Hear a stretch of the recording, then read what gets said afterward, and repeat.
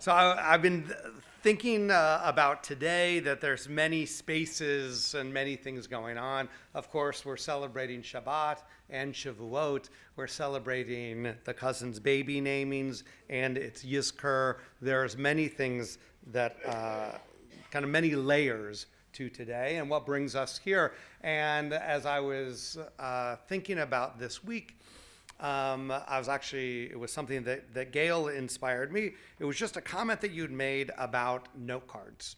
And I was thinking about note cards, that I like note cards a lot. I like to send notes. I am not as good as I should be, but for a long while, I would carve out an hour a week to just write a note of appreciation, or I'm thinking of someone, just to get a couple notes out a week, because I know how much I appreciate it. So I want to say I do my best, but I think I could do better. I think we could all probably write a note of appreciation to someone. And sometimes they're apology cards, because sometimes I do the wrong thing, or I'm upfront with that. I mean, of course, that there's an entire industry of note cards, right? Hallmark has made hundreds, thousands, millions of cards for pretty much every occasion possible. So I want to talk about note card. Some will be applied to a celebration. Some will be applied to how do we interact with someone when we need to apologize, or how do we write a note card when we want to reach out to someone for a loss. We just don't know what to say in it. Over the last couple of months, I've been going through boxes that are in the house, and I found so many cards. This is just the collection that we kept of hundreds of cards that people sent that somehow wound up in our house, that are actually addressed to my mom after my dad passed away. But these are ones that were written to my mom, and I just want to give her these. Because there is a difference between cards that you want to keep and cards that you appreciate getting, but you just put them in the recycle bin. And I want to explore that for a little bit. There's also cards, these are some of the cards that I have, Rabbi Gregory Harris, very formal, that we have on it. And of course, when Sarah and I got cards together, this is the Sarah and Greg. And I have cards here that are in this envelope that came with this very nice cover note. It says, Rabbi Harris, here are Shabbat Shalom cards we prepared for Bethel senior members. And this is from the 3rd grade. So there's a whole bunch of them, but I pulled out just a couple to show you.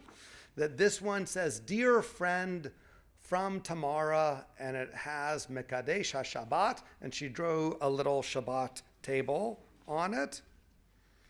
Here's another one that says, that also says, Dear friend, Shabbat Shalom from Ezra on it. And I saved the most artistic one for last. Dear friend, have an amazing day. From Bella. Bella was so excited. So cards come in lots of different ways, but each one is different. But I think how they land with us is the same. One is, I hope that for whatever reason that you have to write a card, just do it. Just do it. Write the card to say something happy, to say something that you need to apologize for, just to let someone know that you think of them is so, so important. Now, we call them sympathy cards, and I hate that word, because as someone that has received it, been on that end, have had a loved one that has died, sympathy is sort of the last thing that you want, right? You want to be thought of, you want to be cared for, you want many things. Maybe you want a casserole, I don't know. But you don't really want sympathy. You want to be thought of. You want your person to be thought of. So there's a blog called Spoonful of Comfort. And this is their instructions on how to write a sympathy card. When those close to us are going through difficult times, it is natural to want to help in some way. Watching a loved one experience loss or extreme sadness can be heartbreaking, and we want to ease their pain. But how do we know what will help them the most? How do we decide what to write in a sympathy card that will bring comfort, especially when we know the words are never enough, right? So there is no magic bullet, if you will, that is going to take away their loss. So if you think that you're looking for the perfect words, don't. There are no perfect words. When you go to a Shiva house, there's not a perfect thing to say, and so stop talking. I'm thinking of you. I'm here for you. And if there's something that, if you were connected to the person, say how you were connected to them. I remember your dad was, I remember your wife as, and say the specific kindness that you have. In most cases, the blog continues, in most cases, the simple act of giving or sending a sympathy card will go a long way. If appropriate, sympathy gifts are also appreciated. However, it can be difficult to find the right gift or words. Don't worry about a gift. No one needs more gifts at a time like this, right? Use the tips and ideas below, right? So there's hyperlinks to gift sites that you could give. One important thing to remember is to be sensitive and compassionate without distracting from the grieving process, right? It's not about you. It's about them. Don't distract from the grieving process. It is tempting to compare our own feelings and experiences with those of our friends and family members. Try to avoid this as much as possible and keep the focus on them. Do not tell them you know how they feel or share stories of a time you went through something similar. Simply be there for them and express sympathy and love.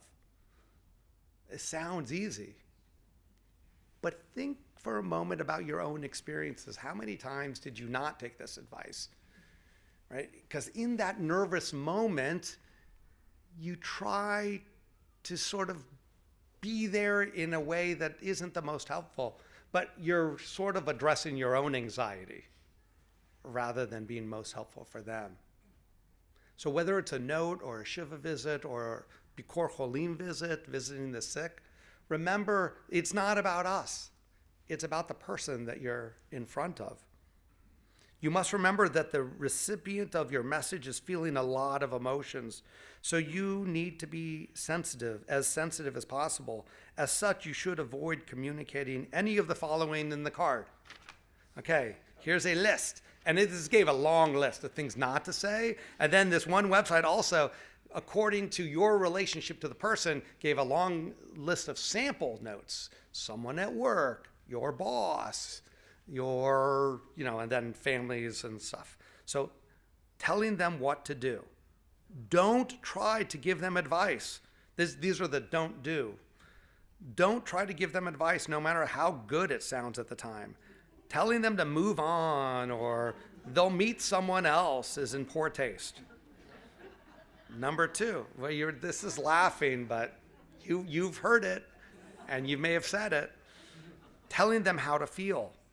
Saying, I know how you feel, or don't be too upset. Well, it will make them seem as though you don't care about their feelings.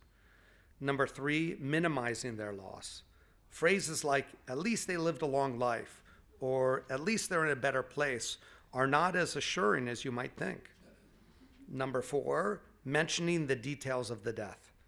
Don't go into details about how their loved one died. Don't ask about those details. They will likely unearth feelings that are already tumultuous. And number 5, empathizing with their loss. It's okay to say, I've experienced a similar loss, but leave it at that. Don't make it about you, and don't assume your loss was equal or greater than their loss. Again, it's not about you. It is about them. So another blog, The Essential Man, is this other blog. And it was funny to go through it because it seems it's focused on men, and it seems on how to adult, like how to take care. It was like how to go shopping for yourself, or how, in this case, it's how to handwrite a proper thank you note. And I think that, well, again, this one is on thank you notes. I think that it applies to thank you notes or condolences or I'm thinking of you. The art of a handwritten note is sort of lost by the way. And since I haven't said it yet, but I think it's a given from what I'm saying, a handwritten note is far better than a text or an email or a WhatsApp. Those don't count, right? That is about checking your box. It is not actually take a moment to actually extend yourself. And so that is what the notes are about. So it says, use custom stationery. Again, Hallmark is great. And if you make a habit of writing notes, doing it on your own stationery is just a little classy. It's teaching us how to adult here, because men seemingly can't figure it out ourselves. So we need websites like this. This is a funny one, but so true. Pre-write your message. Practice on a sheet of paper. Right? He says, I usually pre-write and edit my message on a notepad before I commit to pen. This helps me avoid having to cross out words or ramble. Here's an important one. Write no more than 4 sentences. It doesn't have to be an essay. It shouldn't be an essay. This is just a note that says anything longer, he says, should be saved for a proper letter. I start and end with thank you, in this case, and specify why I am saying thank you in the middle. That's pretty much it. But whether it's a condolence note, start and end with that, and then be specific about your memory of the person. Write it in pen. I guess that's compared to pencil or crayon or something else. But come on, we're all adults. Write in pen. You can commit to it. Write slowly. Rushing makes your handwriting sloppy and more likely to make mistakes. I follow the creed, he says. Slow is smooth and smooth is fast. So, add a date. This is optional, but it's always nice to find a card someone wrote you and to look back on that date, right? Which is true. As I was going through these notes to my mom, right, this is in 2010, it's nice to think about it. And sometimes it's looking for the ones that were mailed to look at that or on the note itself. And sign it. Because unlike the habit of a text, they won't know who it's from unless you put your name on it. So your name's important. Your parents picked it out. Use it. And finally, don't be too precious, it says. It's okay if, I see. It's okay if it's crooked or ugly. That's the charm of a handwritten note, right? That it's handwritten. So it is beautiful that you're doing that. If you want perfect and neat, send an email, it says. Right? When I'm saying don't send an email. So as we're thinking about Yizkor and those that we love, we're also thinking about how to be with each other in community. And taking that moment to write something, to be intentional, to be specific about I care for you is the best of community. Sometimes we will receive these cards, and more often than not, we will be the senders of them. That connection is when we are at our best. So I hope that you have many occasions to write joyful notes to each other. And I know that there will be times when we must each receive that note from people dear to us, who have our back, who hold us when we break. And so I hope that we'll be able to navigate all of this together. In just a moment, we'll turn to page 331 for the Yizkor service.